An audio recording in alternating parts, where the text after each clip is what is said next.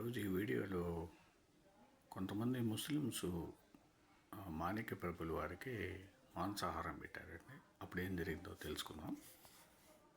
విశ్వరూప సందర్శనమును కనపరిచిన పిమ్మట ప్రభువు కీర్తి అనేక రెట్లు హెచ్చి వ్యాప్తి చెందెను. అందరికూను ప్రభు యందు భక్తి విశ్వాసములు ఏర్పడెను. కానీ తక్కువ తరగతికి చెందిన కొందరు యవ్వనులకు అది గిట్టలేదు. ప్రభు యొక్క అద్భుత శక్తులను ఇంకను పరీక్షింపగోరిరి.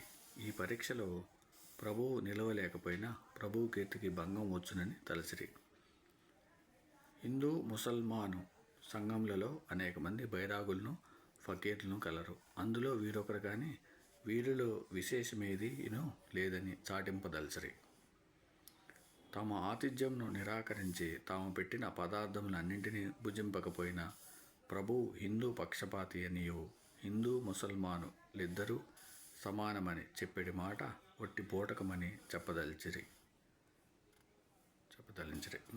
ఇట్టి ఉద్దేశంలో కొందరు యవ్వనులు ప్రభువు వద్దకు వచ్చి హిందువుల గృహములు తామెట్లు పవిత్రము చేయుచుండిరో అటులనే మా గృహమును కూడా పవిత్రము చేయవలెనని తమ ఆతిథ్యము కూడా అంగీకరించి తామిచ్చిన సర్వ పదార్థములను తినవలెనని ప్రార్థించిరి.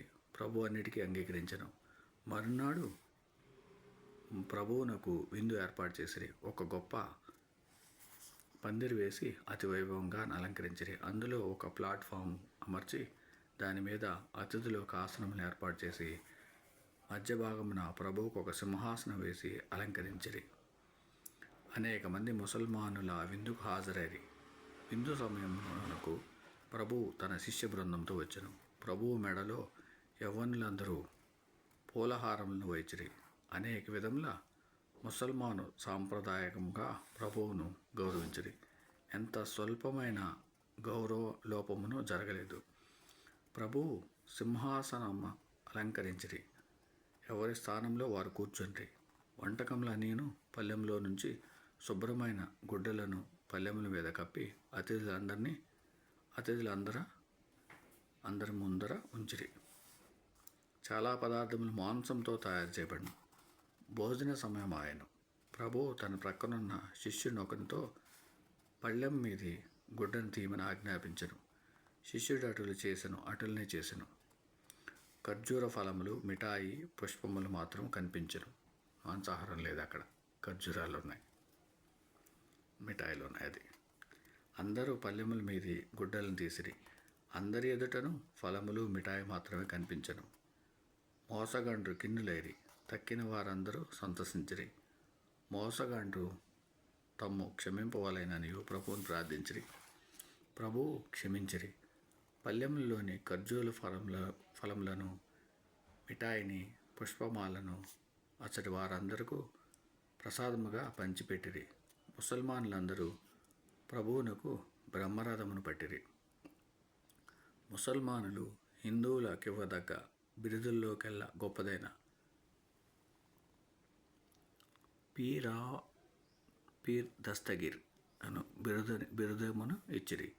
ప్రభువు ఖ్యాతి హైదరాబాద్ వ్యాపించి అచ్చటి నుండి అనేక వేల ముసల్మాన్లు, హిందువులు ప్రభు దర్శనార్థం బీదర్ నగరం వచ్చిరి.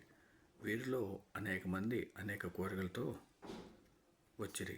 ధనము కావాలని అడిగేటివారును, భూములు కావాలని అడిగేటివారును, ఇంకనూ అనేక కోరికలను తీర్చమని అడిగేటివారును ఉండిరి. ప్రభువు కొన్ని దినములచ్చట గడిపిరి. బీదర్లోని హిందువులను, ముసల్మాన్లను తమ గాదిని ఒకదాన్ని బీదర్లో స్థాపింపవలసిందని ప్రభువును కోరిరి. ముసల్మానులు నివసించు భాగంలో మధ్యగా తన గాదిని ప్రభువు స్థాపన చేసిరి. కొన్ని దినములైన పిమ్మట ప్రభువు కళ్యాణ నగరమునకు పయనమైరి. కొద్దిమంది శిష్యులను మాత్రం చెంతనుంచుకొని తక్కిన పరివారం అంతను ముందుగా పంపిరి. ప్రభువు మేనాలో ప్రయాణం చేసెను. హోమినాబాదు వచ్చి దారిలోనున్న 2 చిన్న నదులను దాటిరి. ఆ కాలంలో నీ ప్రాంతమును మహారణ్యముగా నుండెను. ప్రభువు యొక్క మేనా లతాగుల్బముల మధ్య చిక్కుబడెను. బోయీలు ముందునకు సాగలేకపోయిరి. మేనాను క్రింద దించిరి. ప్రభువు మేనా నుండి క్రిందికి దిగి సమీపంలో ఉన్న 2 బిల్వ వృక్షముల క్రింద విశ్రాంతి తీసుకుంది. మేనా దించిన స్థలము చుట్టుపక్కలనున్న ప్రదేశములన్నింటిలోకి ఎత్తైనది. శ్రీ ప్రభువు యొక్క దేవాలయం సరిగా మేనా దించబడిన స్థలంలోనే ఉన్నది. ఇచ్చటి నుండి ప్రభువు ముందునకు ప్రయాణం సాగింపలేదు. జీవించి ఉన్నంతకాలం ఇచ్చటనే ఉండేది. ఓం సమర్థ సద్గురు సాయినాథ్ మహారాజ్కి జయ. ఓం సమర్థ సద్గురు భరద్వాజ్ మహారాజ్కి జయ. ఓం సమర్థ సద్గురు మాణిక్య ప్రభు మహారాజ్కి జయ.